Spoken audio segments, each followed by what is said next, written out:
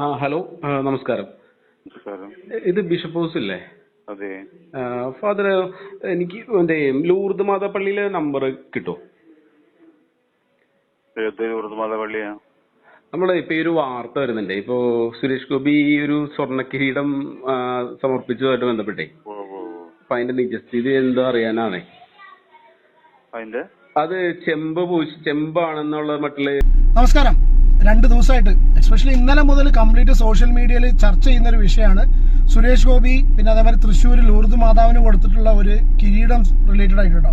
നമ്മൾ ആ സമയത്ത് കുറച്ച് വീഡിയോസ് ഒക്കെ ഇതിനെക്കുറിച്ച് ചെയ്തിരുന്നു. പ്രത്യേകിച്ച് സുരേഷ് ഗോപി സാറിന്റെ എല്ലാവിധ ഒരു കോണ്ടന്റ് വരുന്ന സമയത്ത് പുള്ളിനെ സപ്പോർട്ട് ചെയ്തൊരു വ്യക്തിയാണ് ഞാൻ കേട്ടോ. ഈ ഒരു കേസിൽ ഇന്നലെ മുതൽ സുരേഷ് ഗോപി എന്നുള്ള പേരിന് പകരം കംപ്ലീറ്റ് ആയിട്ട് ചെമ്പ് ഗോപി എന്നുള്ളൊരു ആ ഒരു പേരാണ് സോഷ്യൽ മീഡിയ കംപ്ലീറ്റ് പറയുന്നത്. ഒരുപാട് പേര് ഭയങ്കര ആധികാരികമായിട്ട് ഇരുന്ന് പറയുന്നത് കണ്ടു. സുരേഷ് ഗോപി ചെമ്പ് ഗോപി പിന്നെ സ്വർണം പൂശിയിട്ടുള്ള കിരീടം കൊടുത്തു എന്നുള്ളത്. ഫസ്റ്റ് ഓഫ് ഓൾ എനിക്ക് മനസ്സിലായത് കേട്ടോ, ഇതൊരു ആരോപണമാണ് ഇപ്പോഴത്തെ കേസ്. ഓക്കെ, അതിനെ കംപ്ലീറ്റ് കാര്യങ്ങളിലേക്ക് വരാം. വീഡിയോ മുഴുവനായിട്ട് കാണാം കേട്ടോ, കമന്റ് ചെയ്യുന്നതിന് മുന്നേ. ഇത് ഫസ്റ്റ് ഓഫ് ഓൾ ഒരു ആരോപണമാണ്. ഇത് തെളിഞ്ഞിട്ടില്ല. അതിനുള്ള അന്വേഷണത്തിന് ഉത്തരവിട്ടു എന്ന് രാവിലെ തന്നെ ന്യൂസ് കണ്ടു. പിന്നെ ഈ അന്നത്തെ കേസിൽ ഈ ഒരു കേരളം കംപ്ലീറ്റ് ചർച്ച ചെയ്തിരുന്ന വിഷയം ഇതൊരു സ്വർണ്ണക്കിരീടമാണെന്നുള്ള കണ്ടീഷനിൽ ഈവൻ ഞാൻ ഈ ഒരു ന്യൂസ് പുറത്തു വരുന്നതുവരെ എൻ്റെ മനസ്സിൽ പോലും അത് സ്വർണ്ണക്കിരീടമാണെന്നുള്ളത് അതായത് കംപ്ലീറ്റ് സ്വർണ്ണത്തിൽ തീർത്തിട്ടുള്ള ഒരു കിരീടമാണെന്നുള്ളതാണ് ഞാൻ വരെ മനസ്സിൽ ധരിച്ചിരിക്കുന്നത്. അല്ല എന്നുള്ളത് ഇപ്പോഴും കൺഫേം ആയിട്ടില്ല. പക്ഷെ ആണ് എന്നുള്ളതും ആയിട്ടില്ല. എന്തുകൊണ്ടാണ് പറയാൻ കാരണം വെച്ചാൽ നോർമൽ കണ്ടീഷനിൽ ഇപ്പൊ ഇതുപോലെ ഈ അമ്പലത്തിന്റെ കേസൊക്കെ വരികയാണെന്നുണ്ടെങ്കിൽ സ്വർണ്ണ വിഗ്രഹം അല്ലെങ്കിൽ സ്വർണ്ണ കൊടിമരം എന്ന് പറഞ്ഞു കഴിഞ്ഞാൽ അത് കംപ്ലീറ്റ് സ്വർണ്ണം അല്ല. ഓക്കെ, അത് സ്വർണ്ണം പൂശിയതാണ്. പക്ഷെ ഇതിൽ ഏറ്റവും വലിയൊരു സംഭവം വരുന്നത് എന്താണെന്ന് വെച്ചാൽ ഇത് സ്വർണ്ണമാണെന്നുള്ളത് ഇപ്പോൾ നമുക്കറിയില്ല, പൂശിയാണെന്നുള്ളത് നമുക്കറിയില്ല.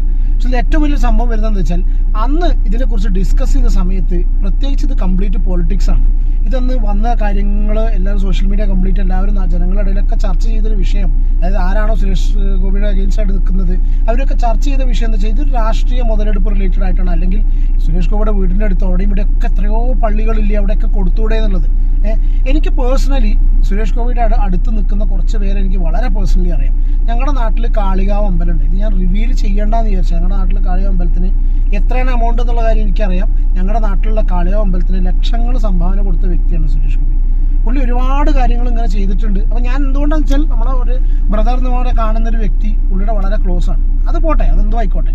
പിന്നെ അത് ഇനി രാഷ്ട്രീയ മുതലെടുപ്പാണ് പരിപാടിയും കാര്യങ്ങളൊക്കെ പറയുന്നവരൊന്നും 5 പൈസ കൊടുക്കാത്തവരാണ്. നമ്മൾ അതിലേക്കൊന്നും കടക്കുന്നില്ല. പോട്ടെ, നമ്മൾ ആ പുള്ളിനെ ന്യായീകരിക്കാനും പോകുന്നില്ല. പക്ഷെ നന്മകൾ ചെയ്യുന്നൊരു വ്യക്തിയാണ് സുരേഷ് ഗോപി എന്നാണ് എൻ്റെ ഒരു കാഴ്ചപ്പാട് കേട്ടോ. രാഷ്ട്രീയ മുതലെടുപ്പ് ഇപ്പോൾ രാഷ്ട്രീയത്തിൽ വോട്ട് റിലേറ്റഡ് ആയിട്ടാണ്, തൃശ്ശൂർ വോട്ട് റിലേറ്റഡ് ആയിട്ടാണെന്നുണ്ടെങ്കിൽ തന്നെ വേറെ എത്ര പേര് ഇതുപോലെ ചെയ്യുന്നുണ്ട് എന്നൊരു ചോദ്യം എനിക്ക് ചോദിക്കാനുണ്ട്. ഓക്കെ, ഞാനൊരിക്കലും ഒരു സംഘപരിവാർ അല്ലെങ്കിൽ ഒരു BJP അനുകൂലിയല്ല. നമ്മുടെ രാഷ്ട്രീയം അതന്നെയല്ല. ഓക്കെ, എൻ്റെ രാഷ്ട്രീയം എന്നെ അറിയുന്നവർക്കറിയാം, ഞാൻ എല്ലാ വീഡിയോയിലും പറയുന്ന കാര്യമാണ്. പക്ഷേ ഇതിപ്പോൾ ചെമ്പ് ഗോപി എന്ന് പറഞ്ഞിട്ട് ഒറ്റയടിക്ക് ഭയങ്കരമായിട്ട് സ്ട്രോങ് ആയിട്ട് ആരോപിക്കുന്ന കുറേ ആൾക്കാരുണ്ട്. ചെമ്പ് കൊടുത്തു. ഇതിന് ഫസ്റ്റ് പ്രസക്തമായ ചോദ്യം എന്താ വെച്ചാൽ ഇത് കംപ്ലീറ്റ് സ്വർണ്ണക്കിരീടമാണ്. ഇതിപ്പോൾ ആരാണ് ഈ സ്വർണ്ണക്കിരീടം എന്നുള്ളത് കംപ്ലീറ്റ് മാധ്യമങ്ങളിലൂടെ ഇതുപോലെ യൂട്യൂബ് വീഡിയോസും പോസ്റ്റുകളിലൂടെയൊക്കെയാണ് ഇത് സ്വർണ്ണക്കിരീടം എന്നുള്ള അറിഞ്ഞിട്ടുള്ളത്. അല്ലെങ്കിൽ സ്വർണ്ണക്കൊടിമരം എന്നൊക്കെ പറയുന്ന സമയത്ത് കംപ്ലീറ്റ് സ്വർണ്ണം അല്ലാതെ ഇത് ഈ ഒരു വാർത്തയുടെ ഉറവിടം എവിടുന്നാണ് എന്നുള്ളത് ഇപ്പോഴും, അതായത് സുരേഷ് ഗോപി എന്ന വ്യക്തി കൊടുത്ത സമയത്ത് പള്ളിയോട് പറഞ്ഞിട്ടുണ്ടോ ഇത് കംപ്ലീറ്റ് സ്വർണ്ണമാണെന്നുള്ളത്? ഫസ്റ്റ് തിങ് അത് പറയേണ്ട പള്ളിയുടെ ഭാഗത്തു നിന്നാണ് ഒന്ന്. രണ്ടാമത്തെ കേസ് ഇത് ചെമ്പ് പൂശിയതാണോ എന്നുള്ളത് പറഞ്ഞിട്ടുണ്ടോ? ഈ ഒരു സംഗതി പറഞ്ഞു എന്നുള്ള അറിവിൽ ഞാൻ എവിടെയും നോക്കിയിട്ട് സംഭവം കണ്ടില്ല കേട്ടോ. ഇതിൽ ഞങ്ങളിപ്പോൾ ഫസ്റ്റ് കേട്ടിട്ടുള്ള ശബ്ദരേഖ എന്ന് പറഞ്ഞാൽ അത് അവർ ബിഷപ്പിൻ്റെ ഇവർക്ക് വിളിച്ച ഒരു ശബ്ദരേഖയാണ് കേട്ടോ. അതായത് ബിഷപ്പ് ഹൗസിലേക്ക് ഒരാൾ വിളിച്ച് ചോദിക്കുന്ന സംഭവം അവിടുത്തെ കേസ്. അപ്പോൾ അവരുടെ ഭാഗത്ത് നിന്ന് അത്ര തന്നെയുള്ളൂ. ഇത് സ്പെഷ്യലി എന്താണെന്ന് വെച്ചാൽ 2 വിഭാഗമാണ്. 2 വിഭാഗം എന്ന് പറഞ്ഞാൽ ഒന്ന് UDF LDF ആയിട്ടുള്ള ഒരു പൊളിറ്റിക്കലി അഗെയിൻസ്റ്റ് ആയിട്ട് നിൽക്കുന്ന ഒരു ടീമും, രണ്ടാമത് മറ്റ് ഡെഫിനറ്റ്ലി ഈ ഒരു കേസിനെ ന്യായീകരിക്കുന്നവർ.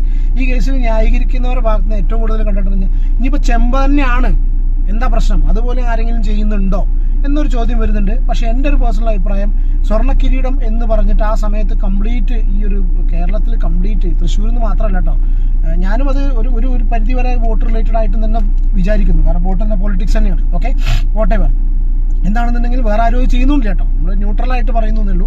അപ്പോൾ ഈ ഒരു സമയത്ത് എന്താണെന്നുണ്ടെങ്കിലും അതിൽ അന്ന് പറഞ്ഞ കേസും ഞാനടക്കം ഉൾപ്പെടെയുള്ള അന്നത്തെ അവിടുത്തെ വോട്ടർമാരാണെന്നുണ്ടെങ്കിൽ അവരൊക്കെ മനസ്സിലാക്കിയിട്ടുള്ളത് ഇതൊരു സ്വർണം പൂശിയ കിരീടം എന്നല്ല, ഇത് കംപ്ലീറ്റ് സ്വർണ്ണ കിരീടം എന്നുള്ളതല്ല. പിന്നെ വേറൊരു സംഗതി കൂടെ എന്തുണ്ടായത്, ഈ മാതാവിൻ്റെ തലയിൽ ഇത് വെച്ചു കൊടുത്ത സമയത്ത് ഇത് വീണു, അത് കൈരളിയുടെ ക്യാമറാമാൻ തട്ടിയിട്ടാണെന്നുള്ള രീതിയിലുള്ള ഒരു ആരോപണം അവിടുന്ന് വന്നു.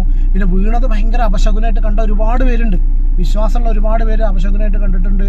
എനിക്കൊന്ന് ആ സമയത്താണ് ഒരുപാട് പെൺമക്കളുടെ പിന്നെ കല്യാണം അന്ന് മുടക്കിയ കേസ് കൊണ്ടാണ് മാതാവിനത് ഇഷ്ടപ്പെട്ട് കാണില്ല. പിന്നെ രണ്ടാമതൊരു മാധ്യമപ്രവർത്തകരുടെ മേൽ ആ മാധ്യമപ്രവർത്തക നേരിട്ടിട്ടുള്ള ഒരുപാട് പ്രശ്നങ്ങളുണ്ട്, ഒരുപാട് മാനസിക വിഷമങ്ങളുണ്ട്.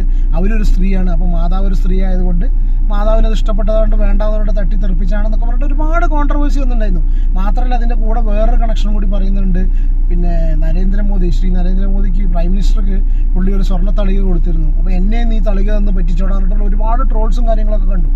ഇപ്പം അതിനെക്കുറിച്ചൊരു ഇൻഫറൻസിലെത്താൻ ഒരു സ്റ്റേജ് അല്ല. എന്താണെന്നുണ്ടെങ്കിലും ഇപ്പോൾ പല ആൾക്കാർക്കും പല അഭിപ്രായങ്ങളുണ്ടായിരിക്കാം, അതൊക്കെ അവരുടെ പൊളിറ്റിക്കൽ വ്യൂസ് അനുസരിച്ചായിരിക്കാം കാര്യങ്ങൾ പുറത്തു വരുന്നത്.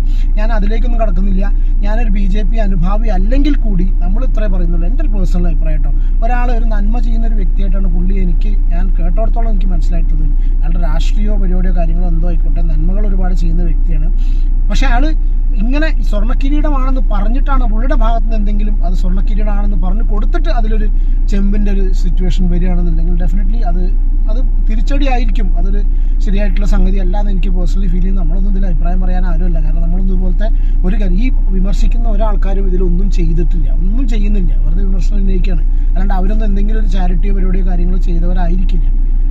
അപ്പോൾ ഈ ഒരു സംഗതി ജസ്റ്റ് ഒന്ന് പറയണം തോന്നിപ്പോയി. ഇത് അന്ന് ഈ ഒരു കേസ് വന്ന സമയത്ത് നമ്മളൊരു പിന്നെ സ്വർണ്ണക്കിരീടം പണിതിട്ടുള്ള ഒരാളുടെ ഓഡിയോ ക്ലിപ്പ് ഒരാളുടെ ഒരു ക്ലിപ്പ് നിങ്ങളെല്ലാവരും കേട്ട് കേൾക്കുന്നു. അയാൾ പോലും പറഞ്ഞിട്ടുള്ള ഇത്ര മാത്രമേ ഉള്ളൂ, പിന്നെ പുള്ളി സ്വർണം കൊടുത്തു, ഞാനത് പണിതു, എനിക്ക് തൂക്കത്രയെന്ന് അറിയണ്ട, ഞാൻ അതിൻ്റെ ബാക്കി തിരിച്ചു കൊടുത്തു. ഞാൻ ജസ്റ്റ് ആ ക്ലിപ്പ് ഇവിടെ ഒന്ന് പ്ലേ ചെയ്യാം.